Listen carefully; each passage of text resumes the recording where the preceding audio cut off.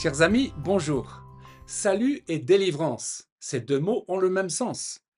Or, si dans la pensée chrétienne on parle de salut, soteria en grec, la pensée hébraïque utilise le mot délivrance, Yeshua en hébreu. Il y a aussi d'autres mots comme rédemption, rachat, justification. Le salut, c'est être délivré du danger ou de la souffrance. Sauver quelqu'un, c'est le délivrer ou le protéger. Le mot comporte une idée de victoire, de santé, de protection. Et dans la pensée chrétienne, le mot salut fait référence à la délivrance spirituelle éternelle en Jésus-Christ. Concernant Israël, Paul dira tout Israël sera sauvé. Commençons donc par le salut des païens, c'est-à-dire nous, les chrétiens issus des nations. 2 Timothée 1,9. C'est Christ qui nous a sauvés et nous a appelés à mener une vie sainte. Et s'il l'a fait, ce n'est pas à cause de ce que nous avons fait, mais bien parce qu'il en avait librement décidé ainsi, à cause de sa grâce. Cette grâce, il nous l'a donnée de toute éternité en Jésus-Christ. Le salut en 3 points. Le mot salut est le grand mot des évangiles. Il comprend tous les actes rédempteurs: grâce, pardon, justification, sanctification et glorification. 3 temps marquent l'œuvre du salut chez le chrétien.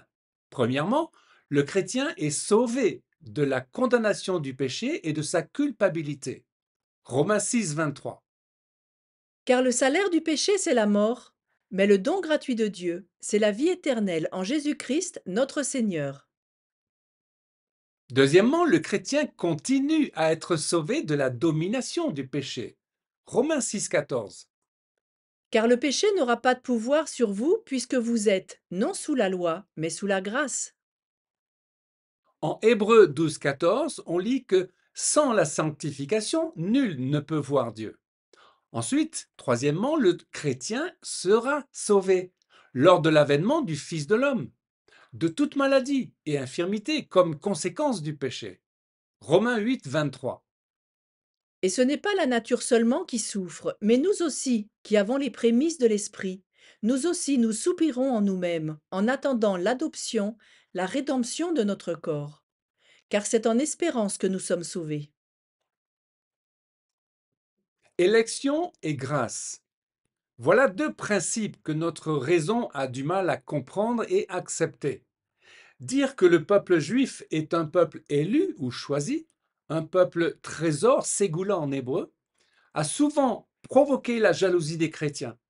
L'Inquisition, les croisades, la persécution des Juifs tout au long de l'histoire de l'Église témoignent de cette jalousie. Cela démontre une incompréhension des Écritures, car cette élection nous concerne également. Éphésiens 1,3. En Christ, Dieu nous a élus avant la fondation du monde, pour que nous soyons saints et irréprochables devant lui, nous ayant prédestinés dans son amour à être ses enfants d'adoption par Jésus-Christ, selon le bon plaisir de sa volonté. Chaque vrai croyant en Jésus-Christ a été divinement élu de toute éternité. Autrement, il ne serait pas et ne pourrait être croyant. Nous sommes chrétiens non pas parce que nous avons choisi Dieu, mais parce que Dieu nous a choisis. Cette vérité, si elle avait été bien comprise, aurait évité bien des souffrances au peuple juif. Jean 15, verset 16. Ce n'est pas vous qui m'avez choisi, mais moi je vous ai choisi et je vous ai établi, afin que vous alliez et que vous portiez du fruit, et que votre fruit demeure, afin que ce que vous demanderez au Père en mon nom, il vous le donne. Ce choix divin, cet appel de Dieu est une vocation sainte. En avons-nous vraiment conscience? Il nous appelle à son service, il nous a prédestinés, nous a appelés, nous a déclarés justes et il nous conduit à la gloire. Un autre principe marquant la souveraineté de Dieu est la grâce. Nous ne sommes pas sauvés par nos œuvres ou nos efforts, mais par la grâce de Dieu. Éphésiens 2,8. C'est par la grâce que vous êtes sauvés au moyen de la foi. Et cela ne vient pas de vous, c'est le don de Dieu. Ce n'est point par les œuvres, afin que personne ne se glorifie, car nous sommes son ouvrage, ayant été créés en Jésus-Christ pour de bonnes œuvres que Dieu a préparées d'avance. La grâce ne nous emprisonne pas, elle nous rend responsables. Le seul lien, c'est l'amour. Cet amour a deux dimensions, verticale et horizontale. Nous devons premièrement aimer Dieu de tout notre cœur, notre âme, notre force, et deuxièmement, aimer notre prochain comme nous-mêmes. La forme de la croix en est l'illustration saisissante. Parlons de la délivrance d'Israël. Le peuple juif est déjà sauvé par son Messie. Ésaïe nous dit: Je t'ai racheté. Le salut d'Israël fait partie du mystère mentionné par Paul. Si nous sommes sauvés de manière individuelle, Israël l'est d'une manière communautaire. Ésaïe 62, verset 1. Pour l'amour de Sion, je ne me tairai point. Pour l'amour de Jérusalem, je ne prendrai point de repos, jusqu'à ce que son salut paraisse comme l'aurore et sa délivrance comme un flambeau qui s'allume. Alors les nations verront ton salut et tous les rois ta gloire. Jérusalem représente Israël devant être restauré et purifié. Le mot délivrance est en hébreu Yeshua. La restauration d'Israël se fait en deux phases. Premièrement, celle d'être ramené dans son pays, c'est l'Alia, la montée en Israël. Deuxièmement, d'être ramené à Dieu.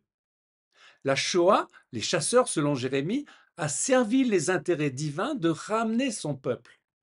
Osée a écrit que Dieu a donné la vallée d'Accord, c'est-à-dire des malheurs, comme porte d'espérance. Cela ne disculpe en rien le monde qui s'est rendu coupable, ni l'Église qui reste indifférente pour une grande partie. Il n'y a pas de neutralité dans cette bataille. Mais cela nous aide à comprendre pourquoi la première phase, le retour dans son territoire qui a été donné au peuple juif, est si combattue.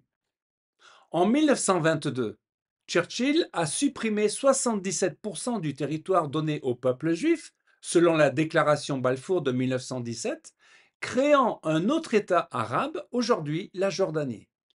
Le diable, également au travers de l'islam et des nations et organisations antisémites, fait tout pour délégitimer Israël sur sa terre. Donnons une comparaison. Les nations arabes occupent 14 millions de kilomètres carrés, avec une population de plus de 400 millions d'habitants. Israël a une superficie de 20 000 kilomètres carrés, avec moins de 10 millions de personnes, dont 20% d'Arabes. Dieu a dit qu'il jugerait les nations qui ont partagé la terre donnée à Israël. Joël 3,2. Quand je ramènerai les captifs de Juda et de Jérusalem, je rassemblerai toutes les nations, et je les ferai descendre dans la vallée de Josaphat. Là, j'entrerai en jugement avec elles, au sujet de mon peuple, d'Israël, mon héritage, qu'elles ont dispersé parmi les nations, et au sujet de mon pays qu'elles se sont partagées. Tout Israël sera sauvé. Paul ne fait que citer les prophètes quand il dit que tout Israël sera sauvé, mais l'on peut penser aussi que tout Israël évoque un reste. Michée 5, verset 6. Le reste de Jacob sera au milieu des peuples nombreux, comme une rosée qui vient de l'Éternel.